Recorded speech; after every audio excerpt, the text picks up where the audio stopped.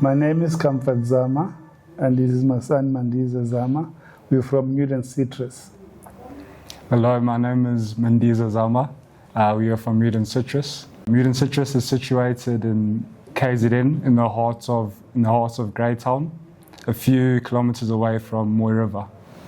We are farming soft citrus. We've got Nodokas, Midnight, RHM, Valencia, Leandra, and lemons. And we export through core fruit. And core fruit, as you know, core fruit is part of Deroy.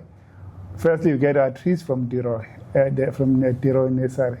And we grow trees, and when it comes to time to export, we export through core fruit, and export to Middle East and China. In fact, when you first see the first truck, is very emotional. When you see the last truck leaving at the end of the harvesting, it's also a very emotional time, but it's also very fulfilling. And we benefit maybe in twofold. First, we benefit, yes, in terms of building the business and potential making money, but more importantly, we benefit when we see that community in that valley being empowered, getting jobs, being able to look after their families. We employ more than 100 people on full-time basis. And during the harvesting season, we employ a lot of people, hundreds of people during harvesting season. And for us, this is job creation, and it's very important to uplift those communities so that they do not necessarily have to move to urban areas, because there'll be jobs for them, and they'll be able to feed their families and uplift their communities. Well, I'd first like to start off on how I was brought into the citrus industry. I was brought into the citrus industry shortly after I finished high school. Was introduced to the farm, to citrus, through my father and his partners, the March family.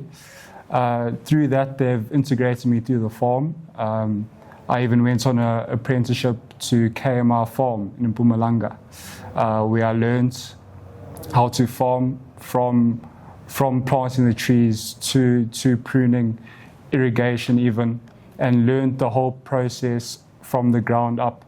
And on Muden Citrus side of my father, I'm learning more of the agribusiness, what goes in behind the scenes, in terms of funding, in terms of development, in terms of accounting for what happens on the farm behind the scenes.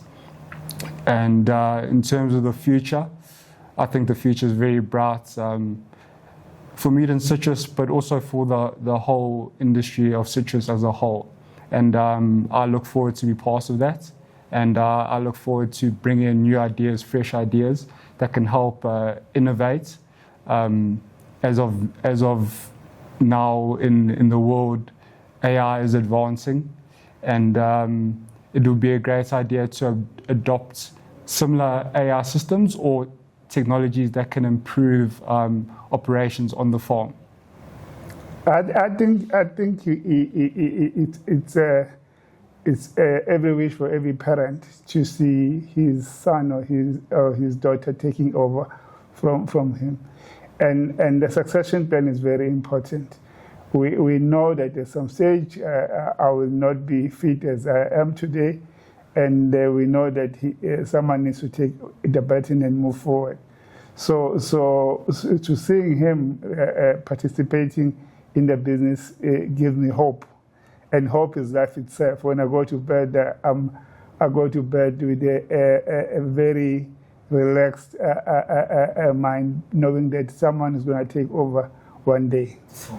One thing that is very interesting about the farm, because we've got different businesses, and when we decided to go to farming, we were very clear. We did not want management buyout. We wanted to develop the farm.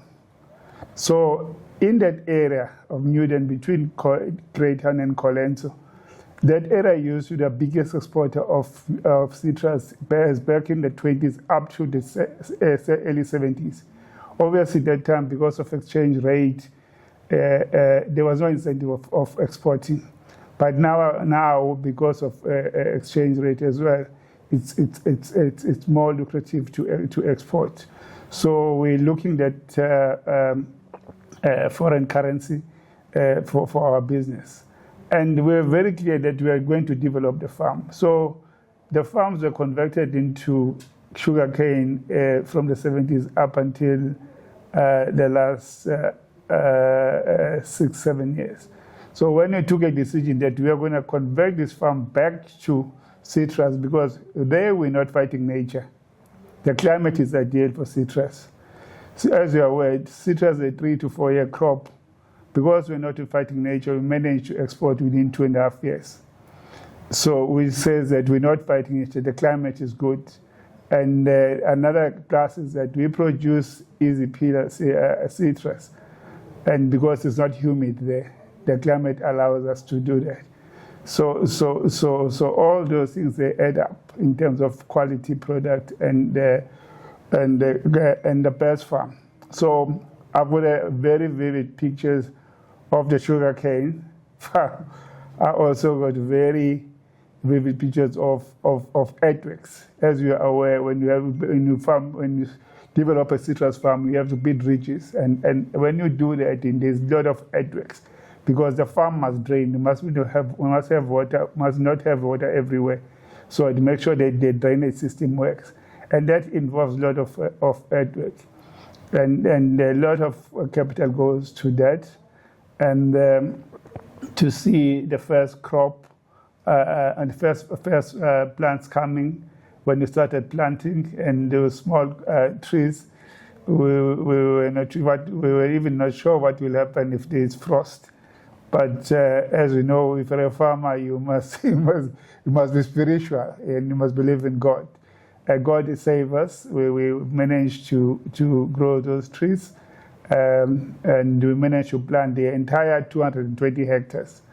And we finished planting now, and now we're getting more fruit in each orchard as per our planting plan.